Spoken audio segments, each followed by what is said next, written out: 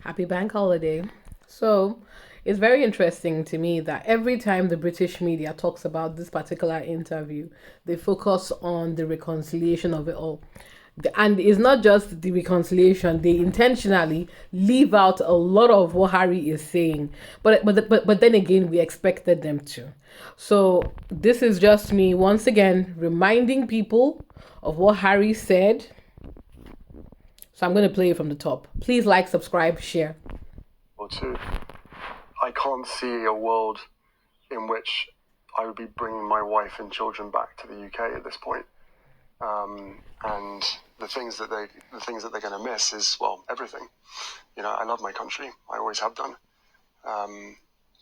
despite what some people in that country have done. So, you know, I miss the UK. I miss parts of the UK. Of course I do. And I think that it's really quite sad that I won't be able to show, you know, my children my homeland. And I think what really worries me more than anything else about today's decision, depending on, you know, what happens next, is that it's set a new precedent, that security can be used to control members of the family. And effectively what it does is imprison other members of the family from being able to, you know, choose a different life. You know, if for me, security is conditional on having an official role, one that both myself and my wife wished to carry on, but then was rejected, not by Ravek, was rejected by the royal household. And the result to that is you lose your security. That basically says that you can't live outside of their control, if you want to be safe. Do you want the court battle to continue? Do you want to try to see this get to the Supreme Court? I don't want any battles to continue. There is way too much suffering and way too much conflict in the world. At the heart of it is a family dispute. And it makes me really, really sad that we're sitting here today, 5 years later, where a decision that was made, most likely, in fact, I know, to keep us under the roof. But then once they realized that wasn't going to work, once they realized that, you know, myself, my wife, and our kids are happier outside of the institution, then please just look at the facts. Look at the risks, look at the threat, look at the impact that if anything was to happen to me, my wife, or my father's grandchildren, if anything was to happen to them, look where the responsibility lies. You know? So, you know, there's a duty of care that has been completely thrown out the window. And that doesn't feel great. So for me, having an official role was conditional on keeping security. But for everybody else, people who have chosen this life to enter into public office and then leave, get it for life, regardless of whether they have risk or threat to their name. And by the way, I agree with that. I think that is absolutely the right thing to do. That if you come in and you serve your country, even if it's a minimum of 4 years, that you get the protection that you require because of your public service. I was born into this position. It wasn't a choice. I've served my country for 35 years. I believe that I am still continuing to serve my country. Public service is my life. That is the dedication that will never change. And then all the other bits and pieces that are added to that. You know, there are very, very real threats that exist out there. Some that are known about, some that have been withheld.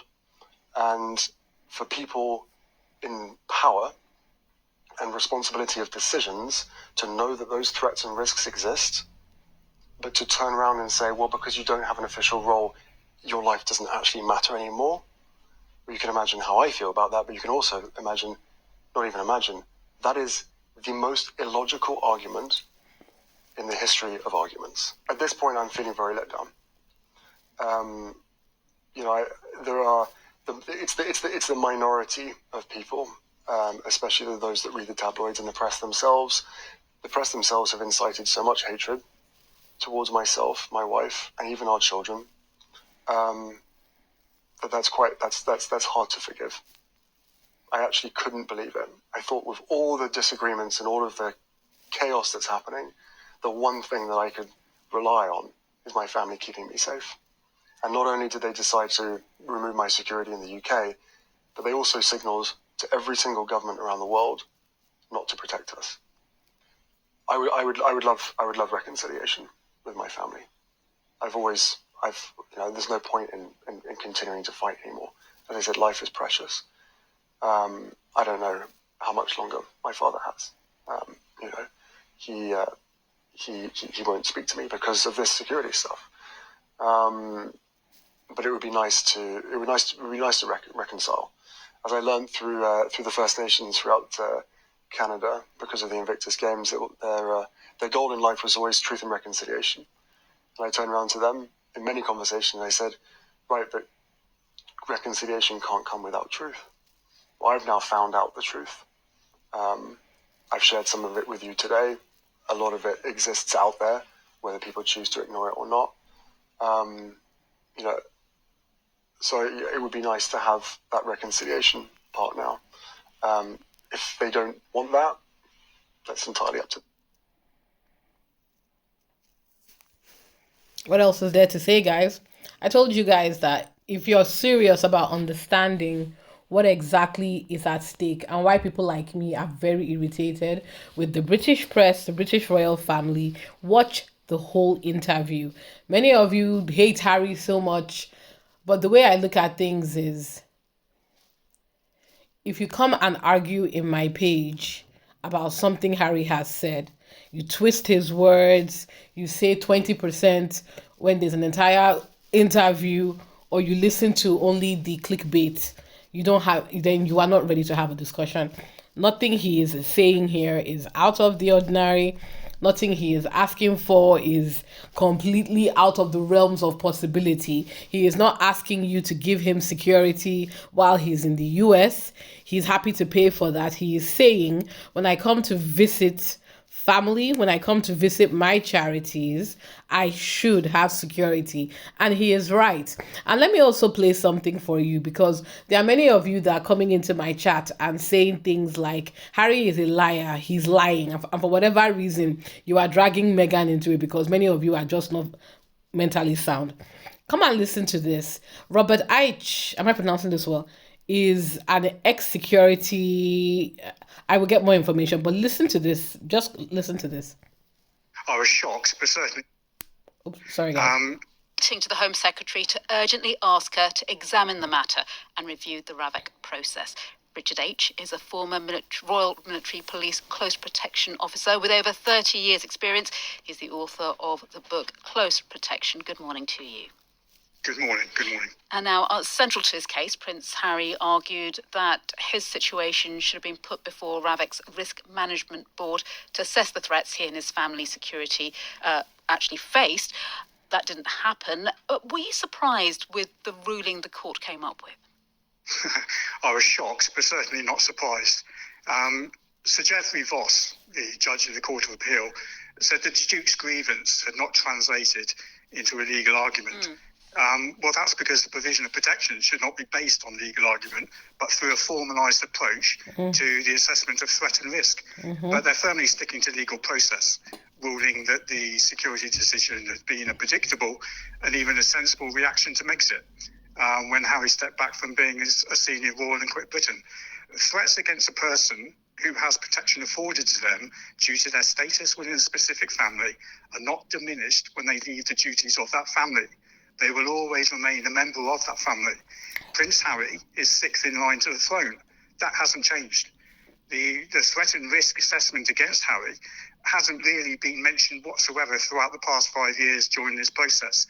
It's all been geared around a legal approach to the situation and not about any formalised approach to the assessment of risk and threat against him.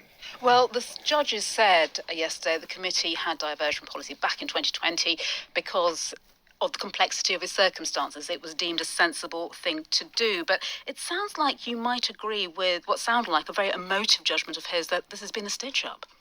Absolutely. I think Prince Harry has nailed it in that terminology there. It is an establishment stitch-up. It's clear that the entire process has been caught up in emotion and appears to be nothing other than spite from the royal household, where senior public figures in position of power in government and in RAVEC must see to be toe the party line. It's retributive justice for Megxit. not as any balanced, formalised approach to assessment of threats and risks to those threats.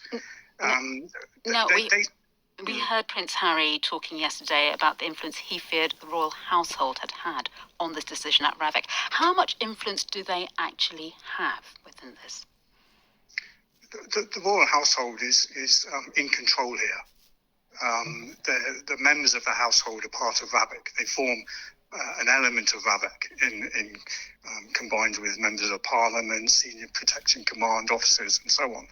And of course, when you have senior members of the royal household staff influencing decision-making process, how in effect can you actually work in conflict against that? You'll be working in conflict against the crown, in effect, because the members of the royal household are speaking for the king. So when you have Prince Harry writing to the Home Secretary saying, can you review this process, that sounds like a bit of a non-starter, would you think? No. The decision on Ravik is usually conducted by assessment of risk, and that assessment is through opinion, experienced opinion. Legal process isn't part of it. It's the accurate assessment of threat and risk. And we're not just discussing the armed protection here on the ground of the United Kingdom when Prince Harry visits.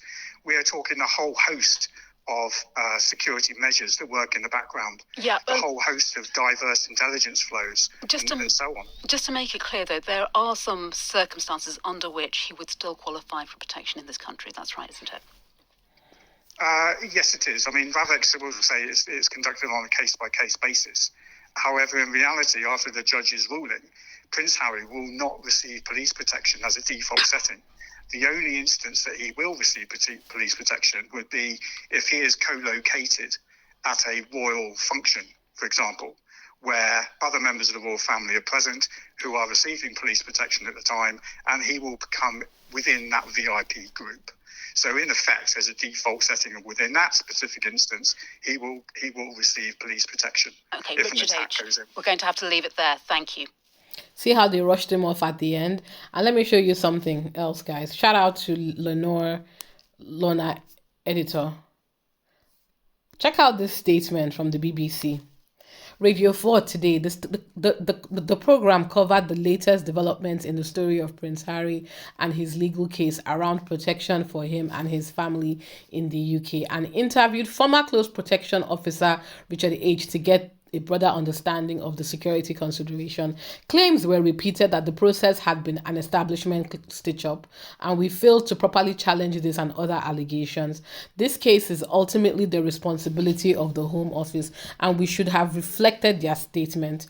We are pleased that the court has found in favour of the government's position in this case. The UK government's protective security system is rigorous and proportionate.